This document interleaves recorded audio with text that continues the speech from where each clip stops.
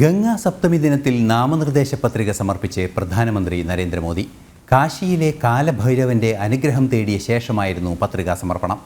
അയോധ്യയിൽ രാമക്ഷേത്രത്തിന്റെ പ്രാണപ്രതിഷ്ഠ നടത്തിയ ഗണേശ്വർ ശാസ്ത്രി പ്രധാനമന്ത്രിയുടെ പത്രികയെ പിന്താങ്ങി. രാവിലെ ദശാശ്വമേധ ഘാട്ടിലെത്തിയ പ്രധാനമന്ത്രി നരേന്ദ്രമോദി ഗംഗാ പൂജ നടത്തി. പിന്നീട് കാലഭൈരവന്റെ അനുഗ്രഹം തേടി. 12 മണിയോടെ കളക്ടറേറ്റിലെത്തിയ പ്രധാനമന്ത്രി നാമനിർദ്ദേശ പത്രിക സമർപ്പിച്ചു.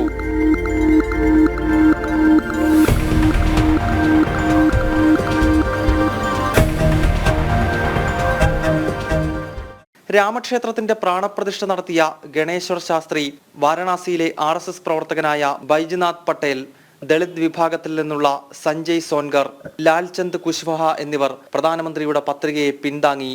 UP മുഖ്യമന്ത്രി യോഗി ആദിത്യനാഥ്, കേന്ദ്ര പ്രതിരോധ മന്ത്രി രാജ്നാഥ് സിംഗ് അടക്കം NDAയുടെ 25ഓളം നേതാക്കളും ചടങ്ങിൽ പങ്കെടുത്തു. 2019 4,79,505 വോട്ടുകളുടെ ഭൂരിപക്ഷത്തിലാണ് നരേന്ദ്രമോദി ഇവിടെ നിന്നും വിജയിച്ചു കയറിയത്. ഇത്തവണ പ്രധാനമന്ത്രിയുടെ ഭൂരിപക്ഷം 9 ലക്ഷവും 10 ലക്ഷവും ഒക്കെ കടക്കുമെന്ന് വാരണാസി നിവാസികൾ ഒരുപോലെ പറയുന്നു. അങ്ങനെയെങ്കിൽ ലോക്സഭാ തെരഞ്ഞെടുപ്പിന്റെ ചരിത്രത്തിലെ ഏറ്റവും വലിയ ഭൂരിപക്ഷം നേടിയാകും പ്രധാനമന്ത്രി ഇവിടെ നിന്നും ഇക്കുറി വിജയിച്ചു കയറുക. കാശിയിൽ നിന്ന് ഉണ്ണി കെ വാര്യർക്കൊപ്പം ഗൗതം അനന്തനാരായണൻ, ജനം.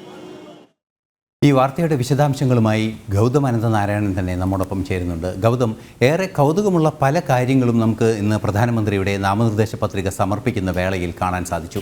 അതിൽ പ്രധാനമായി പ്രാണപ്രതിഷ്ഠ നടത്തിയ ആ യോഗി വര്യൻ തന്നെയാണ് അദ്ദേഹത്തെ പിന്താങ്ങിയത് എന്നാണ്. ഇത്തരത്തിലുള്ള അദ്ദേഹത്തോടൊപ്പം കൂട്ടിയ ആ സഹപ്രവർത്തകരെ അല്ലെങ്കിൽ ഒപ്പം കൂട്ടിയവരെ കാണിച്ച് പ്രധാനമന്ത്രി അല്ലെങ്കിൽ ആ സന്ദേശം എന്താണ്? ആ ഒപ്പം കൂട്ടിയവരുമായി നാമനിർദ്ദേശ പത്രിക സമർപ്പിക്കാൻ എത്തിയതിൻ്റെ പ്രധാന സന്ദേശം എന്താണ്? ഗൗതം എങ്ങനെ വിലയിരുത്തുന്നു?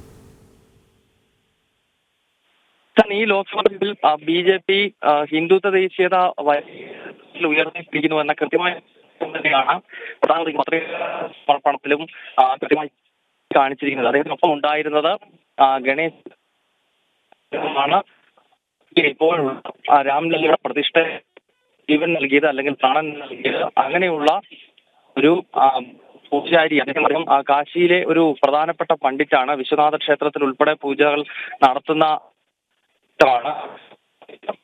ഏറ്റവും പ്രധാനപ്പെട്ട പ്രധാനമന്ത്രി ഇന്നിപ്പോൾ പത്രികാ സമർപ്പണത്തിൽ കൂടെ കൂട്ടിയത്. ഒപ്പം മറ്റൊരു സന്യാസി വര്യനായ ഗോരഖ്പൂർ മഠത്തിന്റെ UP മുഖ്യമന്ത്രിയുമായ യോഗി ആദിത്യനാഥുമായി ഇന്ന് പ്രധാനമന്ത്രിക്കൊപ്പം ഈ പത്രിക സമർപ്പിക്കുമ്പോൾ കൂടെ ഉണ്ടായിരുന്നു. അതിനുശേഷം പുറത്ത് നമുക്കറിയാം BJPയുടെ വലിയ ഒരു പട തന്നെ, BJPയുടെയും മുതിർന്ന നേതാക്കളുടെ നീണ്ട തന്നെ അവിടെ നമുക്ക് കാണാമായിരുന്നു. എന്തായാലും ലോക്സഭാ തെരഞ്ഞെടുപ്പിന്റെ 7ാം ഘട്ടത്തിലാണ് വോട്ടെടുപ്പ് നടക്കുന്നത്. അതിനാൽ പ്രചരണം കാശിയിൽ കൂടുതൽ പക്ഷെ ഇന്നലെയും ഇന്നുമായി വലിയ ആഘോഷമായിരുന്നു. പ്രധാനമന്ത്രി എപ്പോഴിവിടെ വന്നാലും ഇവിടെ ഒരു ആഘോഷ അന്തരീക്ഷം ഉണ്ടാകാറുണ്ട്. പ്രത്യേകിച്ച് ഇന്നലെ അദ്ദേഹം ഒരു പടുകൂറ്റൻ റോഡ് ഷോ കൂടി നടത്തി. അതിനുശേഷം ഇന്ന് പത്രിക സമർപ്പിക്കാൻ എത്തിയതും വൻ ആഘോഷമായിട്ടായിരുന്നു. എന്തായാലും ഇന്നിപ്പോൾ പ്രധാനമന്ത്രി ഇവിടെ നിന്നും ജാർഖണ്ഡിലേക്കാണ് മടങ്ങിയിരിക്കുന്നത്. ശേഷം ഡൽഹിയിലേക്കും അദ്ദേഹം യാത്ര തിരിച്ചിട്ടുണ്ട്.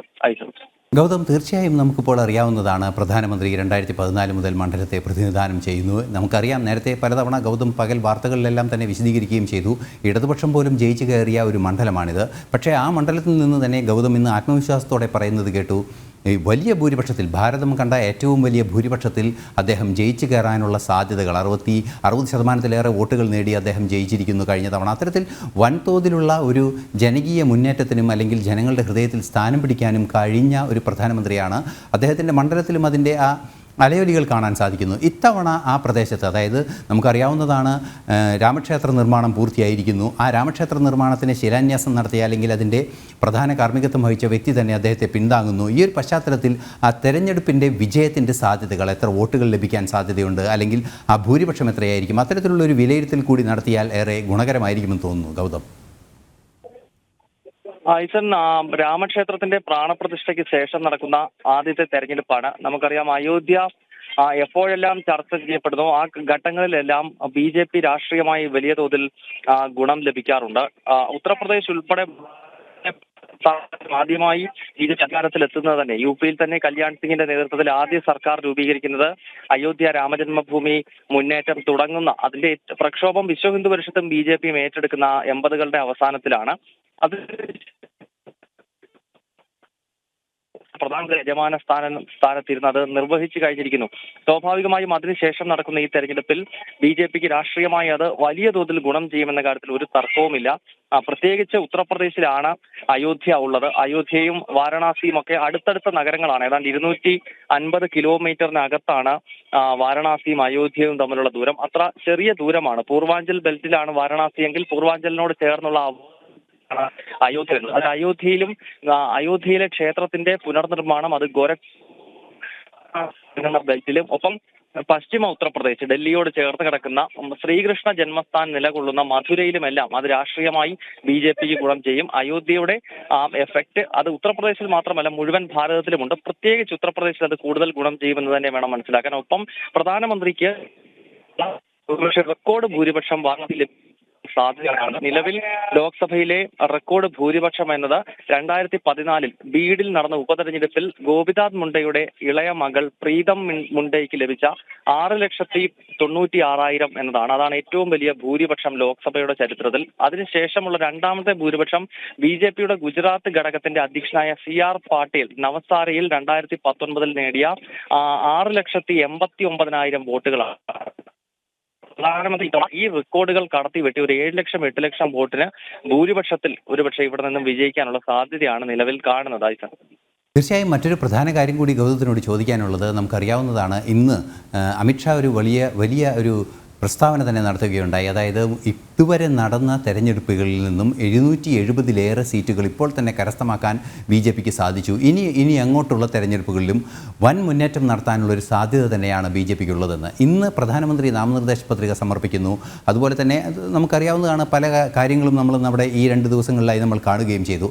തീർച്ചയായും 400 കടക്കുക എന്ന ലക്ഷ്യത്തിലേക്ക് എത്ര കണ്ട് മൈലേജ് നൽകുന്നത് അല്ലെങ്കിൽ എത്ര കണ്ട് ഊർജ്ജം നൽകുന്നതാണ് ഇന്ന് പ്രധാനമന്ത്രിയുടെ നാമനിർദ്ദേശ പത്രിക സമർപ്പണം, അതുപോലെ തന്നെ ഈ കഴിഞ്ഞ ദിവസങ്ങളിലായി അദ്ദേഹത്തിൻ്റെ വാരണാസിയിലെ സന്ദർശനവും എല്ലാം തന്നെ. ഗൗതം, ഇപ്പോൾ 4 ഘട്ടം പൂർത്തീകരിച്ച ശേഷം അമിത്ഷാ വലിയ ആത്മവിശ്വാസത്തിലാണ് ഇന്ന് ചൂണ്ടിക്കാണിച്ചത്. കേവല ഭൂരിപക്ഷം വേണ്ട നമ്പർ ഈ 4 ഫേസിൽ നിന്ന് ലഭിച്ചു കഴിഞ്ഞിരിക്കുന്നു എന്നുള്ളതാണ്. അത് വലിയ ആത്മവിശ്വാസം നൽകുന്ന ഒരു പ്രഖ്യാപനമാണ് BJPയുടെ പ്രവർത്തകർക്കും. ഒപ്പം ഈ 3 ഫേസിൽ ഇപ്പോൾ പ്രവർത്തിച്ചുകൊണ്ടിരിക്കുന്നത് ഇനിയും 3 ഫേസ് കാശിയിൽ ഉൾപ്പെടെ തെരഞ്ഞെടുപ്പ് നടക്കാനിരിക്കുന്നതേ ഉള്ളൂ. അവിടേക്ക് പ്രചരണം പ്രവർത്തകർക്ക് വലിയ ആശ്വാസം നൽകുന്ന ഒരു പ്രഖ്യാപനമാണ് ഇന്നിപ്പോൾ കേന്ദ്ര ആഭ്യന്തരമന്ത്രി അമിത്ഷാ നടത്തിയിരിക്കുന്നത്. അതായത് ഇതിനകം തന്നെ 272 എന്ന നമ്പർ കടക്കാൻ BJPക്ക് കഴിഞ്ഞിട്ടുണ്ട് എന്നാണ് BJPയുടെ ഇൻസൈഡ് സർവേ ചൂണ്ടിക്കാണിക്കുന്നത്. ഒപ്പം RSS ഉൾപ്പെടെയുള്ള സംഘടനകളും തെരഞ്ഞെടുപ്പ് ഗോതയിൽ തന്നെയുണ്ട്. സംഘത്തിന്റെ വിവിധ ക്ഷേത്ര പ്രസ്ഥാനങ്ങൾ പലതും BJPയെ സഹായിക്കുന്ന രീതിയിലുള്ള പ്രവർത്തനം ഉത്തരഭാരതത്തിലെ പല സംസ്ഥാനങ്ങളിലും നടത്തുന്നു. അതിനാൽ സംഘടനയുടെ അകത്തുള്ള സർവേ പ്രകാരം ഇതിനകം BJP ഒരു സേഫ് സോണിൽ എത്തിക്കഴിഞ്ഞിരിക്കുകയാണ്. അതിനാൽ ഇനിയും കൂടുതൽ സീറ്റുകൾ BJPക്ക് ലഭിക്കും. കാരണം ഈ വാരണാസിയൊക്കെ അടങ്ങുന്ന പൂർവാഞ്ചൽ എന്ന് പറയുന്നത് ഒരു ഹിന്ദുത്വ രാഷ്ട്രീയത്തിന് വലിയ സ്വാധീനമുള്ള ബെൽറ്റാണ്. അവിടേക്കാണ് ഇനി തെരഞ്ഞെടുപ്പ് നടക്കാൻ പോകുന്നത്. അയോധ്യ ഉൾപ്പെടെയുള്ള സ്ഥലങ്ങളിലാണ് ഇനി തെരഞ്ഞെടുപ്പ് നടക്കാൻ പോകുന്നത്. അതിനാൽ ഇപ്പോഴത്തെ നിലയിൽ കാര്യങ്ങൾ മുന്നോട്ട് പോകുമ്പോൾ ഒരു 400-ന് മുകളിലേക്ക് NDAക്ക് എത്താൻ കഴിയുമെന്ന് തന്നെയാണ് BJP നേതൃത്വത്തിന്റെ അടിയുറച്ച വിശ്വാസം. നന്ദി ഗൗതം.